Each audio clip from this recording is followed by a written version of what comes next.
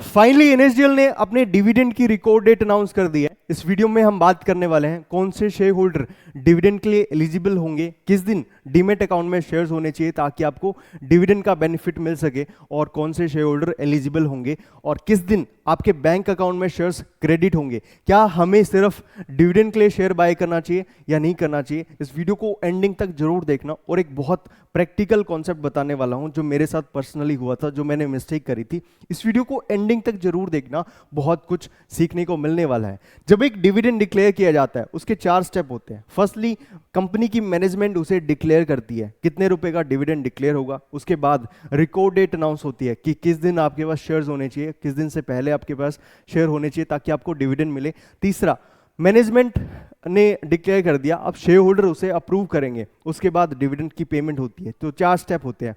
पहला, जो कंपनी की जो बोर्ड ऑफ डायरेक्टर है उन्होंने किस दिन अनाउंस किया, 23 मई 2025 को कंपनी ने 2 रुपए का डिविडेंड डिक्लेयर किया था। और डिविडेंड को बेसिकली फेस वैल्यू से कंपेयर किया जाता है, और जो एनएसडीएल की फेस वैल्यू है 2 रुपए पर शेयर है, यानी कंपनी ने 100% का डिविडेंड डिक्लेयर किया है, जो कि एक अच्छी बात है। अब सवाल आता है कि इसकी टाइमलाइन क्या है। ठीक है, 23 मई 2025 को कंपनी ने डिविडेंड डिक्लेयर किया। एक स्टेप और ऐड ऑन करता हूं, बिकॉज अब एनएसडीएल पब्लिकली लिस्ट हो चुका है। ठीक है, जब डिविडेंड डिक्लेयर किया था उस टाइम लिस्ट नहीं थी। 6 अगस्त 2025 को एनएसडीएल ने फर्स्ट टाइम अपना लिस्टिंग हुई थी और ट्रेडेबल हुआ था, पब्लिकली अवेलेबल हुआ था। तो जिस दिन जो प्राइस, मैं एक चीज़ बताना चाहता हूँ कि जिस दिन डिक्लेयर किया उस दिन प्राइस क्या था और आज क्या प्राइस है, क्या ट्रेड हो रहा है।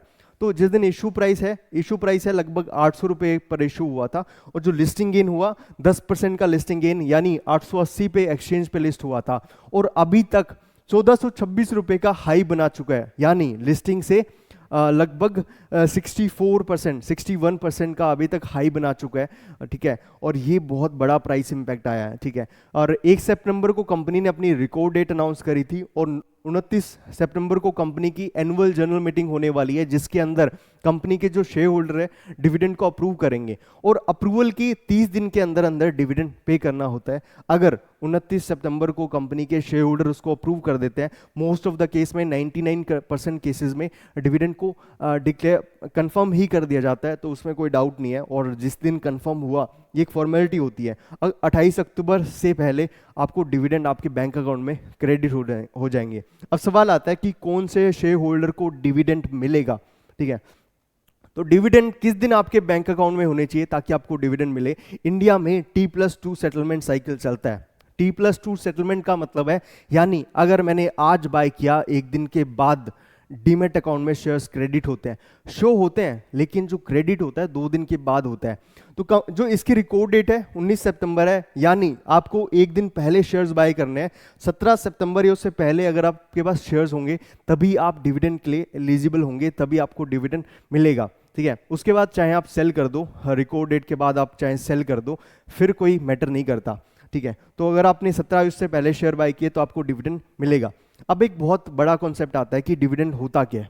डिविडेंड, शेयर होल्डर होते कौन है, कंपनी के मालिक होते हैं, और मालिकों के साथ प्रॉफिट शेयरिंग होती है। ठीक है, तो कंपनी जब भी बिजनेस करती है और प्रॉफिट अर्न करती है, उस प्रॉफिट को शेयर होल्डर्स के साथ शेयर किया जाता है। उस शेयरिंग को हम डिविडेंड कहते हैं, और पर शेयर डिविडेंड दिया जाता है। ठीक है, और एक बहुत अब सवाल आता है कि कंपनी ने इतना कितना प्रॉफिट अर्न कर दिया।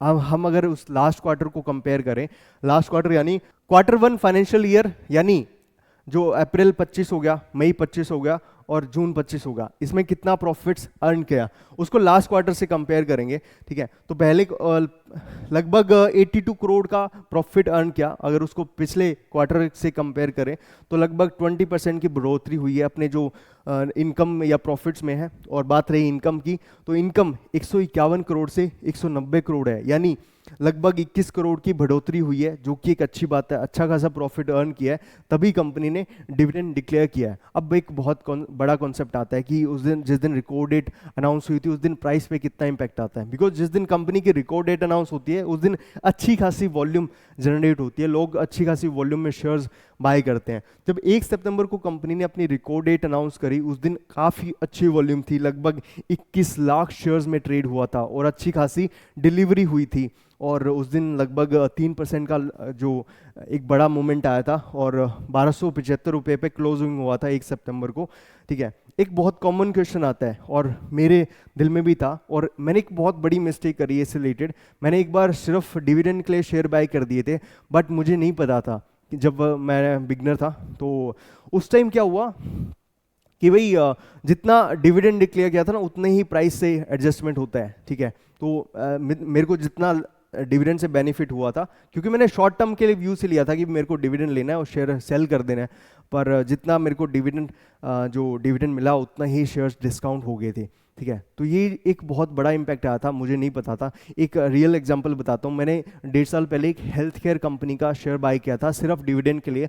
उसका जो शेयर प्राइस था लगभग 2000 के आसपास था और 200 रुपये का डिविडेंड डिक्लेयर किया था। मैंने लाखों में शेयर बाय करे थे और मुझे एक्सपेक्टेड था 20 से 25 हज़ार का मेरे को आराम से डिविडेंड मिल जाएगा, बट मुझे नहीं पता था प्राइस ही उतना एडजस्ट हो जाएगा। ठीक है, जितना मेरे को डिविडेंड मिला उतना ही शेयर डिस्काउंट हो गया, यानी 2000 वाला शेयर 1800 के आसपास ट्रेड होने लगा।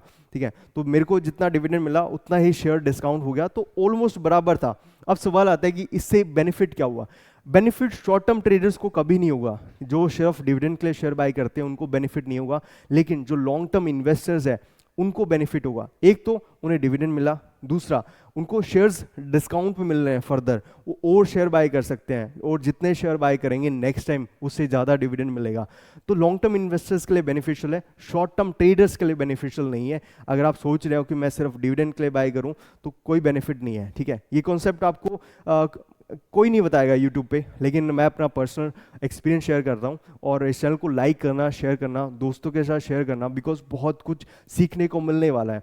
ठीक है, और एक बहुत कॉमन क्वेश्चन आता है, सर मुझे माइनर का डीमेट अकाउंट ओपन करना है या एचयूएफ का डीमेट अकाउंट ओपन करना है, तो मैं कैसे ओपन कर सकता हूँ। बिकॉज फैमिली में बच्चों के आईपीओ के लिए और एचयूएफ के एक फर्दर डीमेट चाहिए, तो आप हमसे ओपन करवा सकते हो। इस कॉन्टैक्ट पर नंबर कॉन्टैक्ट कर सकते हो और बाय फ़ोन या व्हाट्सएप हमारी टीम प्रॉपर सपोर्ट करेगी, आपको प्रॉपर डॉक्यूमेंटेशन में आपको प्रॉपर सपोर्ट करेगी। और इस टाइप की कंटेंट अगर आपको पसंद है, इस चैनल को लाइक करना, शेयर करना, सब्सक्राइब करना, और एक बार चैनल को विजिट करना। हमने एक आईपीओ सीरीज लॉन्च कर रखी है और लगभग 3 वीडियो हमने अपलोड कर दिया है और आईपीओ का हर एक बेसिक कॉन्सेप्ट हम बताने वाला है। ठीक है, और अपने बिगनर दोस्तों के साथ जरूर शेयर करना। Happy investing, thank you so much.